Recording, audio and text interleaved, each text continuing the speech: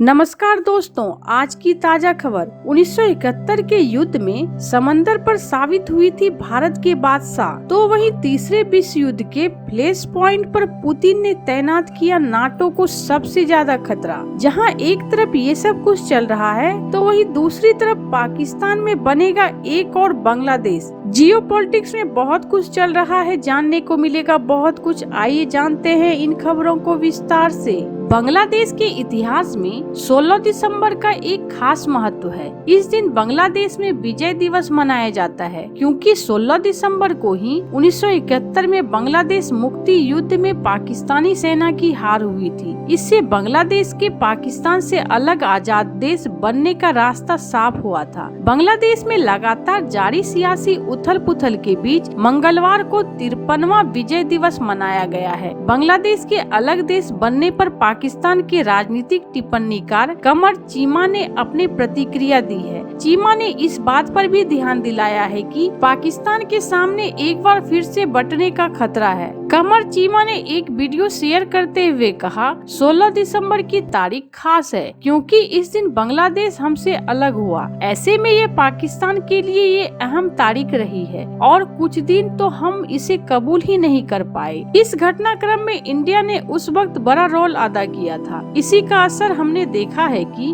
बांग्लादेश की भारत से दोस्ती ज्यादा रही। शेख हसीना भी हमेशा पाकिस्तान के खिलाफ रही है। कमर चीमा ने कहा कि 1971 को बार बार हमें याद दिलाया जाता है। खास तौर से पाकिस्तान तहरीक इंसाफ एक ऐसी पार्टी है जो यह कह रही है कि एक नया बांग्लादेश बनने जा रहा है। वे कहते हैं कि खैबर पख्तूनख्वा में पख्तून का इलाके में अलगाव है और वह भी बांग्लादेश बनने जा रहा है। इसके पीछे ये कहा जाता है कि जैसे बंगालियों को अधिकार नहीं दिए, उसी तरह इस इलाके के लोगों के साथ तमाम तरह के भेदभाव किए जा रहे हैं और लोगों में गुस्सा है। यही तर्क कई दूसरे लोग भी देते हैं कि पाकिस्तान फिर से टूट सकता है। कमर ने आगे ये भी कहा कि 1971 में जब पाकिस्तान बटा तो हालात अलग थे। उस वक्त पूर्वी और पश्चिमी पाकिस्तान के बीच बहुत दूरी थी, बीच में भारत पड़ता था। इससे पाकिस्तान को अपने उस हिस्से को बचाने में बहुत दिक्कत आई।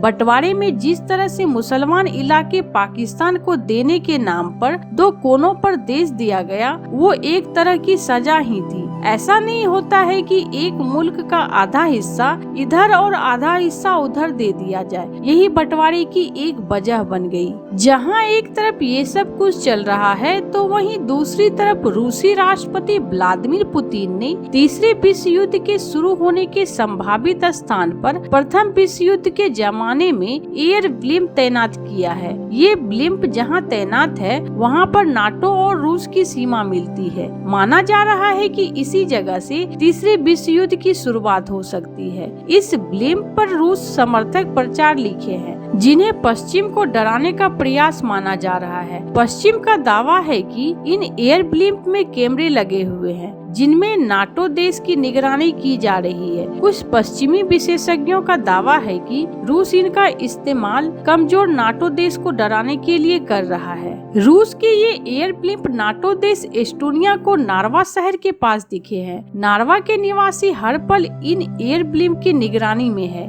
उन पर लगे कैमरे लोगों की गतिविधियां को रिकॉर्ड कर रहे हैं। जेपोलिन जैसे ये ब्लिम्प लगभग हर हफ्ते रूसी सीमा के करीब उभर रहे हैं। इससे एस्टोनियाई सीमा पर रूस की सैन्य उपस्थिति भी पहले से काफी ज्यादा बढ़ गई है। इस ब्लिम्प की शुरुआत में एंटी ड्रोन डिवाइस के रूप में डिजाइन किया गया था, जो अपने लक्ष्य को हिट करने के लिए पहले उन पर विशाल जाल लॉन्च करते थे, लेकिन अब उनका इस्तेमाल केवल खतरनाक प्रचार के लिए किया जा रहा है। एस्टोनियाई पुलिस ने शुरू में रूसी सीमा पर मौजूद ब्लिम्प को नजरअंदाज किया। उन्हें उम्मीद थी कि वह वापस नहीं आएगा, लेकिन वह न सिर्फ वहां बना रहा बल्कि अपने साथ कई और को लेकर आया। उन पर जेड का निशान था। यह निशान यूक्रेन पर रूसी आक्रमण के दौरान अधिकांश टैंकों और सैन्य वाहनों पर देखा गया है। उस समय से रूस ने इन विशालकाय ब्लिम्प को एस्टोनियाई सीमा के बड़े हिस्से पर तैनात किया है। ऐसा दावा किया जा रहा है कि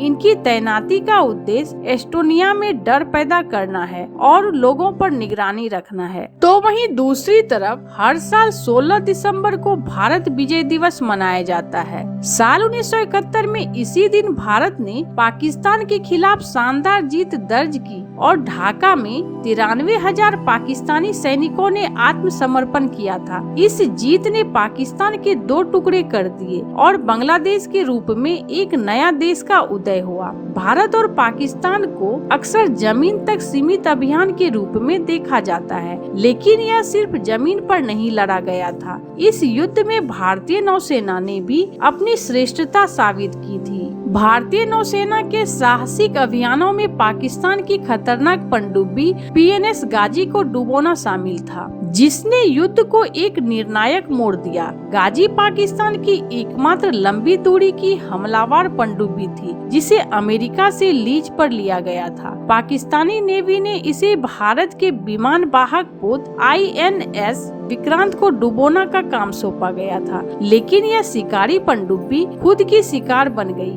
गाजी को डुबोना भारतीय नौसेना का एक सुनहरा अध्याय है। गाजी के डूबने के साथ पाकिस्तान नेवी के 10 अधिकारियों समेत 93 नौसैनिक मारे गए थे। PNS गाजी के डूबने ने समुद्र पर भारत की बढ़त साबित की। इसके साथ ही भारतीय नौसेना ने ऑपरेशन ट्राइडेंट का पायथन चलाकर कराची के बंदरगाह को तबाह कर दिया। भारतीय नेवी की कार्रवाई के बाद कराची पोर्ट कई दिनों तक जलता रहा था। 1971 युद्ध की जीत में भारतीय नौसेना की कार्रवाई की अहम भूमिका रही थी। पश्चिमी पाकिस्तान को पूर्वी पाकिस्तान के क्षेत्र तक पहुंचने के लिए समुद्र पर बहुत अधिक निर्भरता थी। 1971 में बांग्लादेश का मुक्ति संग्राम शुरू होने के बाद समुद्री मार्ग की लाइन भी कमजोर होती गई। 1971 में युद्ध में भारतीय नौसेना ने बहुआयामी अभियान शुरू किया था। इस अभियान का सबसे शानदार मौका PNS गाजी को डुबोना था। 14 नवंबर 1971 को PNS गाजी ने कराची से अपने मिशन पर रवाना हुई। इसे विशाखापत्तनम में उस समय भारत के एकमात्र विमान वाहक पोत INS विक्रांत को निशाना बनाया था। गाजी की योजना बेहद ही सीक्रेट थी, लेकिन भारतीय नौसेना को इसके बारे में पता चल गया था। भारतीय नौसेना ने एक जाल बिछाया। इसके लिए द्वितीय विश्व युद्ध के विध्वंसक पोत INS राजपूत पर निकली उपकरण लगाए गए, जिससे यह INS विक्रांत जैसा लग रहा था। PNS गाजी इस जाल में फंस गई और उसने राजपूत को ही INS विक्रांत समझ लिया। इस दौरान भारतीय एयरक्राफ्ट कैरियर को अंडमान और निकोबार द्वीप समूह के पास सुरक्षित स्थान पर रखा गया था। पाकिस्तानी नौसेना कमांड ने PNS गाजी को विशाखापत्तनम में लक्ष्य की उपस्थिति की पुष्टि की। PNS गाजी हमला करने के लिए बंदरगाह के पास पहुंची, लेकिन INS राजपूत पहले से ही तैयार था। उसने गाजी पर निशाना लगाते हुए 2 डेप्थ चार्ज दागे। कुछ ही देर में पानी के अंदर से विस्फोटों की कड़ी फूट पड़ी। 3-4 दिसंबर 1971 को विशाखापत्तनम के तट पर गाजी का अंत हो गया। पाकिस्तानी नौसेना ने दावा किया कि PNS गाजी कम्युनिकेशन विफलता के बाद एक आंतरिक विस्फोट के कारण डूबी थी, लेकिन व्यापक रूप से यह स्वीकार किया जाता है कि INS राजपूत ने गाजी के डूबने में महत्वपूर्ण भूमिका निभाई थी। PNS गाजी का डूबना पाकिस्तान के लिए बहुत बड़ा झटका था। गाजी के डूबने से 50 वर्ष बाद फरवरी 2024 में भारतीय नौसेना ने विशाखापत्तनम के तट पर इसके मलबे का पता लगाया। भारत के पूर्वी तट से लगभग 2 से 2.5 किलोमीटर दूर करीब 100 मीटर की गहराई पर इसे पाया गया। ऐसे आपको क्या लगता है इन सब मामलों में? आपकी क्या राय है? कमेंट कर जरूर बताएं। जल्द मिलते हैं अगले वीडियो में नई खबर के साथ। अगर वीडियो अच्छी लगे तो कमेंट जरूर करें। अगर कोई सुझाव देना चाहे तो जरूर दे और जाते जाते मेरे इस चैनल को सब्सक्राइब और लाइक जरूर कर दे, ताकि मैं और भी करंट न्यूज आपको दिखला और सुना सकूं। धन्यवाद, नमस्कार। आइए मिलते हैं अगले समाचार में।